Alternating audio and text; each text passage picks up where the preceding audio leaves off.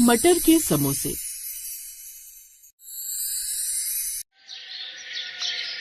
किसी गांव में एक नौजवान विक्रम अपने मटर के खेतों में बड़े ही प्यार से अपनी फसल को सहला रहा था। फिर उसने कुछ मटर तोड़े और अपने ठेले पर दुकान लगा ली। आओ ताजा ताजा मटर के समोसे खा लो, बढ़िया खेतों के ताजा मटर के समोसे। तभी उसकी दुकान पर एक बुजुर्ग आदमी धोती कुर्ता पहन कर आया। अरे भाई, लोग आलू के समोसे बेचते हैं और तुम मटर के समोसे बेच रहे हो। इसमें आलू और मटर दोनों डालते होगे ना?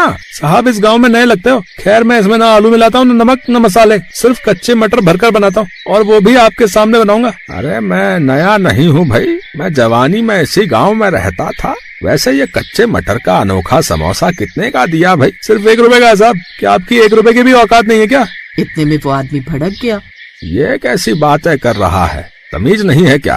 साहब, मैं तो तमीज से ही बात कर रहा हूँ। मेरी बदतमीजी तो आप बर्दाश्त नहीं कर पाएंगे। अगर पैसे तो खाइए, वरना खंबा बचा कर निकल जाइए। लगता है पागल आदमी है बेचारा। मुझे भूख भी बहुत तेज लगी है। आसपास कोई दुकान भी नहीं है। ठीक है, 10 समोसे लगा दो।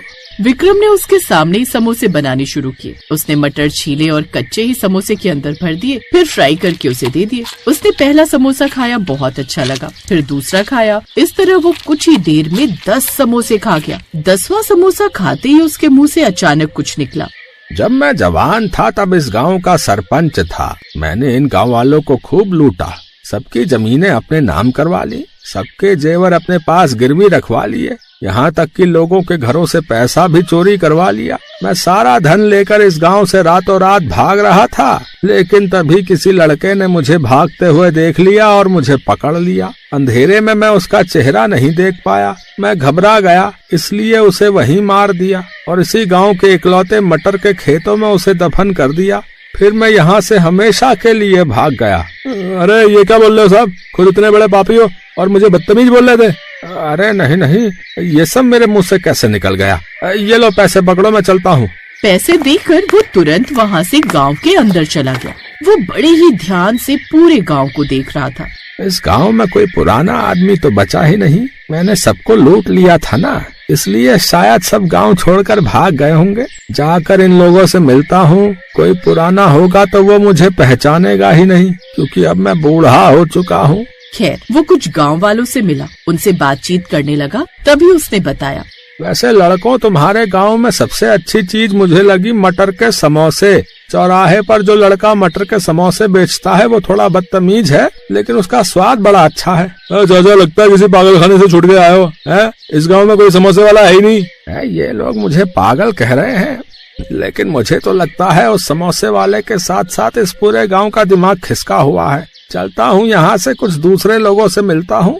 खैर, वो आदमी वहाँ से चला गया, लेकिन लड़के सोच में पड़ गए। दोस्तों, कहीं इसकी बातों में कोई सच्चाई तो नहीं? हो सकता है रातों रात किसी ने चौराहे पर समोसे का ठेला लगा लिया हो। चलो चलकर देखते हैं, हमें भी मटर के समोसे खाने को मिलेंगे। चलो।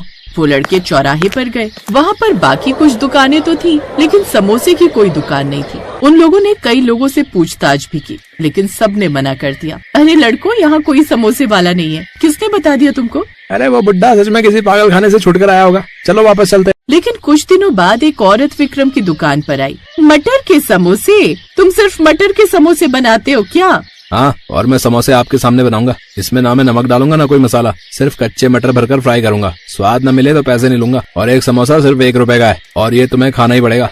ऐसे कैसे खाना पड़ेगा? इतनी बदतमीजी से बात कर रहे हो और सोच रहे हो कि मैं तुम्हारी मटर के समोसे खाऊंगी? मैं जा रही हूँ। इतना बोलकर वो औरत वहाँ से जाने लगी, लेकिन 2 कदम चलते ही उसके कदम अपने आप रुक गए। जैसे ही वो पीछे पलटी तो उसने खुद को किसी पेड़ में रस्सी से बंधा हुआ पाया। छोड़ो मुझे! रस्सी से क्यों बांध दिया तुमने मुझे? मैं चिल्ला दूंगी, पूरा गाँव तुम्हें मारेगा। गाँव वालों, बचाओ मुझे! देखो, इस लड़के ने मुझे पेड़ से बांध दिया और मेरे साथ जबरदस्ती करने की कोशिश कर रहा है। अरे गाँव वालों, तुम लोग सुन क्यों नहीं रहे हो? बहरे हो गए हो क्या? गाँव वाले उसे ऐसे इग्नोर कर रहे थे जैसे उन्हें ना ही कुछ दिखाई दे रहा हो और ना ही कुछ सुनाई दे रहा हो। तभी विक्रम मुस्कुराते हुए बोला, इस गाँव में तुम्हें कोई बचाने नहीं आएगा। भलाई इसी में है कि चुपचाप मेरे समोसे खाओ। ठीक है मेरे बाप, मैं तुम्हारे समोसे खाऊंगी, लेकिन पहले मुझे आजाद तो करो। विक्रम ने रस्सी खोल दी, फिर उसके सामने ही मटर छीले और कच्ची मटर भरकर तेल में फ्राई कर दिए, फिर उसे दे दिए। उस औरत ने पहला समोसा खाया, फिर दूसरा खाया, धीरे धीरे पूरे 10 समोसे खा गई। तुम थोड़े अकड़ू टाइप के हो, लेकिन तुम्हारे मटर के समोसे तो बिल्कुल लाजवाब हैं। तभी अचानक उसके मुंह से भी कुछ निकला। कुछ सालों पहले मैंने इसी गाँव के एक जमींदार को अपने प्यार के जाल में फंसा लिया था। वो बहुत अमीर था, उसकी पहले से भी एक बीवी थी। लालच के चक्कर में मैंने उसकी पहली बीवी को मार दिया और इसी गांव के इकलौते मटर के खेत में उसे दफन कर दिया। फिर सारा पैसा लूटकर मैं हमेशा के लिए इस गांव से भाग गई। अच्छा, खुद इतना बड़ा पाप करके बैठी हो हैं और मुझे बदतमीज बोल रही थी हैं? अरे नहीं नहीं, ये सब पता नहीं मेरे मुंह से कैसे निकल गया। ये लो पैसे, मैं जा रही हूँ। पैसे देकर वो वहाँ से भाग गई। ऐसे ही एक रोज एक आदमी उसकी दुकान पर आया। जैसे ही उसने समोसा खाया, उसके मुंह से भी कुछ निकल गया। और मैं पहले इसी गांव में रहता था। मैं हर दिन पीकर टुम रहता था भाई, और अपनी बीवी को खूब मारता था। और एक दिन उसने मुझ पर हाथ उड़ा दिया, फिर मैंने उसे मार के इसी गांव के इकलौते मटर के खेत में दफन कर दिया। अरे ये मैंने क्या बोल दिया। ये लो पैसे। पैसे देकर वो आदमी भी वहाँ से चला गया। फिर एक रोज ये तीनों आपस में मिल गए। ये तीनों पुराने लोग थे, इसलिए एक दूसरे को पहचान गए। अरे सरपंच जी, तुम तो बूढ़े हो गए। और भाई साहब, आपने पीना बंद किया या नहीं? मैं जीना छोड़ सकता हूँ, पीना नहीं। वैसे बहुत दिनों बाद आप लोगों से मिलके अच्छा लगा। तभी अचानक वहाँ पर पुलिस की पूरी फोर्स आ गई। विक्रम भी वहाँ पर आ गया। इंस्पेक्टर साहब, हमें किस जुर्म में गिरफ्तार कर लिया? लोगों की जान लेकर तुम आजाद घूम रहे थे, अब बाकी की जिंदगी जेल में गुजारोगे। पहले ये रिकॉर्डिंग ध्यान से सुनो तुम तीनों। विक्रम की दुकान पर मटर के समोसे खाने के बाद जो जो उन तीनों के मुंह से निकला था, वो सारी रिकॉर्डिंग उस पुलिस वाले ने उन्हें सुना दी। तीनों डर गए और हैरान भी हो गए। तभी विक्रम बोला, पहली बात, तुम तीनों मेरी बात ध्यान से सुनो। मैं कोई इंसान नहीं बल्कि एक आत्मा हूँ। सरपंच जी, उस रात मैंने ही आपको पकड़ लिया था, पर आपने मुझे मार के मेरे ही मटर के खेत में मुझे दफन कर दिया है। फिर इस औरत ने अपनी सौतन को दफन कर दिया और इस आदमी ने अपनी बीवी को दफन कर दिया। हम तीनों की आत्माएं वहाँ तड़पती रहीं। इंस्पेक्टर साहब, आप तो पढ़े लिखे हैं, आपको पता ही होगा कि पेड़ पौधों में, यहाँ तक की फसलों में भी जान होती है, और एक आत्मा की बात पर कोई भरोसा नहीं करता। इसलिए मैंने ये रिकॉर्डर अपनी दुकान पर रखा हुआ था। इंस्पेक्टर साहब, इन लोगों को गिरफ्तार कर लीजिए। मैं अपनी दुकान कभी बंद नहीं करूंगा। जितने भी लोग पापी होंगे वो मेरी दुकान पर आते रहेंगे और सच खुद ब खुद उगलते रहेंगे। हाँ। इतना बोलकर विक्रम की आत्मा वहाँ से गायब हो गई। पुलिस ने उन तीनों को गिरफ्तार कर लिया और जेल में डाल दिया।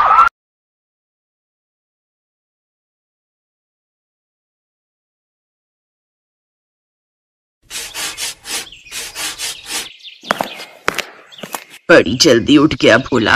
हाँ माँ, वो काम पे जाना है ना, फिर वहाँ से आने में देरी हो जाती है तो ठेले की सफाई करने का टाइम नहीं मिल पाता है। बस कर भोला, कितनी मेहनत करेगा रे तू। दिन भर मजदूरी करता है और फिर शाम को मोमोज बेचता है। अगर तू बीमार पड़ गया तो?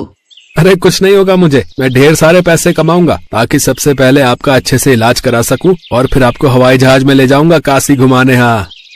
अरे हवाई जहाज तो रहने ही दे, कहीं ऐसा ना हो कि हवाई जहाज में उड़ते हुए मेरे प्राण पखेरु ही उड़ जाए। अरे शुभ शुभ बोलो माँ, आपको मुझ पर भरोसा नहीं है क्या? तेरे सिवा इस दुनिया में मेरा है ही कौन? तुझ पर भरोसा नहीं करूंगी तो किस पर करूं? तेरे बाबा तो पहले ही चले गए। भगवान करे कि वो मुझे भी उठा ले ताकि तुझ पर जिम्मेदारियों का बोझ कुछ कम हो। माँ, ऐसी बातें मत किया करो। ये कहानी है भोला की, जो एक छोटे से गांव में अपनी माँ सरिता के साथ रहता था। भोला अपनी माँ से बहुत प्यार करता था और उनका बहुत ख्याल रखता। माँ, ठेला धो दिया मैंने, जाओ आप नहा लो, मैं झट से खाना बनाता हूँ। नहीं, जा तू नहा ले, मैं बनाती हूँ आज खाना। ना ना ना, डॉक्टर ने आपको काम करने से मना किया था ना। भोला को अपनी माँ की बहुत फिक्र थी। वो पैसे भी कमाता और घर के काम भी करता। दिन भर वो बेचारा ट्रकों में भारी भरकम बोरे चढ़ाता था और फिर शाम को आकर मोमोज बनाता और उन्हें बेचने निकल जाता। माँ, मैं जा रहा हूँ, आज रविवार है तो बहुत भीड़ रहती है बाजार में, और पता है रविवार को कमाई भी अच्छी होती है। ठीक है, मगर जल्दी आ जाना। भोले भंडारी से प्रार्थना करो कि सारे मोमोज जल्दी बिक जाएं, तो जल्दी आ जाऊंगा। भोला ने अपना ठेला उठाया और बाजार की तरफ चल दिया। फिर बाजार पहुंचकर भोला ने अपना ठेला जमाया। तभी उसके ठेले पर एक आदमी आया। भाई, मोमोज तैयार है क्या? हाँ जी सर, बिल्कुल तैयार है, गर्मा गर्म मोमोज। ठीक है, एक प्लेट लगा दो, और सुनो, चटनी एकदम तीखी रखना। जी बिल्कुल, एक बार खाकर तो देखिए। जैसे उस आदमी ने पहला मोमो चटनी के साथ लगाकर खाया। अरे यार, तुम्हें कहा था कि चटनी फुल तीखी रखना। चटनी तो मैंने तीखी रखी है। अरे ऐसे तुम तीखी कहते हो? अरे ऐसे तो मेरा 5 साल का बच्चा ऐसे ही पी जाए। अगर तीखी चटनी नहीं है तो बंद कर दो अपना ये ठेला। वो आदमी बचे हुए मोमोज वहीं कूड़ेदान में फेंक कर चला गया। इस बात से बेचारा भोला बहुत दुखी हुआ। थोड़ी ही देर बाद एक औरत उसके पास आई। भैया 1 प्लेट मोमोज लगा दो और भैया चटनी फुल तीखी रखना, ठीक है? जी मैडम।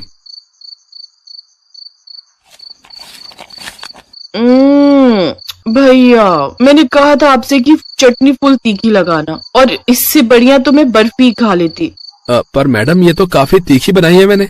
अरे ये क्या खाक तीखी बनाई आप? आपके मोमोज तो ठीक है पर आपको चटनी बनानी नहीं आती। अरे आप चटनी तीखी बनाना सीखो पहले, बाद में लगाना ठेला। मैडम वो मेरे पैसे किस बात के पैसे भाई? एक तो फीकी चटनी बना दी, ऊपर से पैसे मांग रहे हो। वो औरत भी भोला को सुनाकर चली गई। बहुत देर तक वो ग्राहकों का इंतजार करता रहा पर कोई भी उसके ठेले पर नहीं आया। उधर घर पे लगता है आज भी भोला के मोमोज नहीं बिक रहे हैं, तभी तो वो अभी तक नहीं आया। हे भगवान, कितनी जिम्मेदारियां हैं मेरे भोला पर। मेरे इलाज के लिए पैसे कमाते कमाते मेरा भोला खुद सूख गया। हे शंभुनाथ, या तो मुझे उठा ले या फिर कोई चमत्कार कर दे, कोई चमत्कार कर दे भोले भंडारी। उधर बाजार में भोला अपने ठेले पर उदास बैठा था और मन ही मन सोच रहा था, ऐसे तो मुझे फायदा होने की बजाय नुकसान होता जाएगा। कमाई कुछ हो नहीं रही और फिर कल के लिए मैदा भी लेना है, सब्जियां भी लेनी है और माँ की दवाइयां भी खत्म होने को आ गई। क्या करूं अब मैं? भोला ये सब सोच ही रहा था कि तभी उसके ठेले पर एक बहुत ही सुंदर सी लड़की आई। हालांकि उसके कपड़े बहुत पुराने और मैले से थे। सुनिए, मुझे बहुत भूख लगी है, सुबह से मैंने कुछ नहीं खाया, मुझे थोड़े से मोमरिका दे दो ना। है क्या? मोमरिका? देखिए यहाँ मोमरिका नहीं मिलते हैं। झूठ बोल रहे हैं आप, ये रखे तो है इतने सारे। अरे ये तो मोमोज है। अच्छा, आपके यहाँ इसे मोमोज कहते हैं, पर जहाँ से मैं आई हूँ इसे मोमरिका कहते हैं। अच्छा, खैर बताओ कितनी प्लेट चाहिए? खाने हैं कि पैक कर दूं? नहीं, बस 1 प्लेट यही खाऊंगी। और सुनिए, मेरे पास पैसे नहीं है। कोई बात नहीं, वैसे भी मुझे ये फेंकने पड़ेंगे, कोई आ ही नहीं रहा। आज आपको जितने खाने हैं खा लो, वैसे भी मैं कल से मोमोज बेचूंगा ही नहीं। काशवी ने मोमोज की प्लेट हाथ में ले ली और जैसे ही उसने पहला मोमोज लाल चटनी के साथ लगाकर खाया। क्या हुआ? चटनी तीखी नहीं है ना? पता है मुझे, सब यही सुनाकर गए हैं मुझे। अरे पूरी तीखी कर रखी है मैंने, पर लोगों को तो चटनी में आग चाहिए, आग। मेरी तो समझ में नहीं आता कि बाकी दुकानदार अपनी चटनी में तेजाब डालते हैं क्या? मुझे आप वो मारीची दिखाएंगे जो आप चटनी में डालते हैं? क्या मारीची? ये क्या होता है? होता नहीं, होती है वो हरी हरी जो सूख कर लाल हो जाती है। अरे जो चटनी में पड़ती है।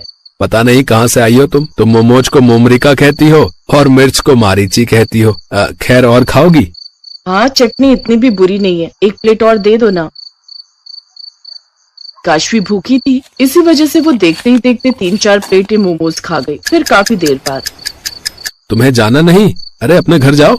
मेरा कोई घर नहीं है, मुझे मेरा घर छोड़ना पड़ा। यहाँ मेरा कोई घर नहीं है। मैं कुछ समझा नहीं। दरअसल जा मेरी बच्ची, हम सब मिलकर भी तुझे बचा नहीं पाएंगे। और माँ, अगर मैं एक बार परिलोक से बाहर चली गई तो मैं कभी वापस नहीं आ पाऊंगी। मैं जानती हूँ मेरी बच्ची, पर अगर तू नहीं गई तो वो शैतान तुझे जबरदस्ती अपने साथ ले जाएगा और तुझ पर जुल्म करेगा। तू एक काम कर, तू धरती पर चली जा, वहां तुझे कोई ना कोई अच्छा इंसान जरूर मिल जाएगा। जा मेरी बच्ची, चली जा यहाँ से। क्या तुम एक परी हो? हाँ, धीरे बोलो, पर अब मेरे पास मेरी जादुई शक्तियाँ नहीं है, इसलिए मैं तुम्हारी कोई इच्छा पूरी नहीं कर सकती। मेरी कोई इच्छा नहीं है, मैं एक परी से मिला, यही बड़ी बात है मेरे लिए। अगर मैं तुम्हारी कोई भी मदद कर सकता हूँ तो मुझे बताओ। तुम वाकई बहुत अच्छे इंसान हो। इच्छा मांगने की बजाय तुम मेरी मदद करना चाहते हो। अगर ऐसा ही है तो मुझे कुछ दिनों के लिए आसरा दे दो, मैं फिर कहीं न कहीं अपना ठिकाना ढूंढ कर चली जाऊंगी। ठीक है, तुम मेरे घर चल सकती हो, और चिंता मत करो, मेरे साथ मेरी माँ भी रहती है। काशवी भोला के साथ उसके घर चली गई और फिर भोला ने अपनी माँ को सारी बात बता दी। तूने ठीक ही किया भोला, जवान लड़की अकेले कहाँ जाएगी। काशवी भोला और उसकी माँ सरिता का स्वभाव देखकर बहुत खुश थे। फिर उसी रात वो चुपचाप उठी और उसने अपने जादू से भोला के आंगन में मिर्च का एक पेड़ लगा दिया और देखते ही देखते उसमें चमकदार और सुर्ख लाल मिर्च निकल आई। फिर वो सरिता के पास गई और उसके माथे पर प्यार से हाथ फिराकर वहां से चली गई। फिर सुबह के वक्त, अरे ये क्या, मैं तो बिल्कुल ठीक हो गई। अब ना तो कोई कमजोरी है और ना ही कोई दर्द। सच में माँ? हाँ भोला, पर ये कैसा जादू है? और वो देख, ये मिर्च का पेड़ यहाँ कैसे आया? हो ना हो ये जरूर मारीची का पेड़ है। माँ, ये सब काशवी ने किया है। हाँ बेटा, उसी की कृपा है। जा भोला और उसे कहीं से भी ढूंढ कर ला। इतना सुनते ही भोला घर से बाजार की तरफ भागा। थोड़ी देर बाद उसे काशवी एक पेड़ के नीचे बैठी दिखाई दी। ये सारा जादू तुमने किया है ना? पर तुमने तो कहा था कि तुम जादू नहीं कर सकती। मैंने तुम्हारी परीक्षा ली थी और तुम उस परीक्षा में पास हो गए। अच्छा, एक और एहसान करोगी मुझ पर? नहीं, मेरा जादू खत्म हो गया। मुझे तुम्हारा जादू नहीं बल्कि तुम्हारा साथ चाहिए, हमेशा हमेशा के लिए। बोलो, शादी करोगी इस मोमो वाले से? भोला की बात सुनकर काशवी शर्मा गई। कुछ दिनों बाद दोनों ने शादी कर ली। अब काशवी अपनी जादुई मिर्च से मोमोज की लाल चटनी बनाती और भोला मोमोज। और फिर एक दिन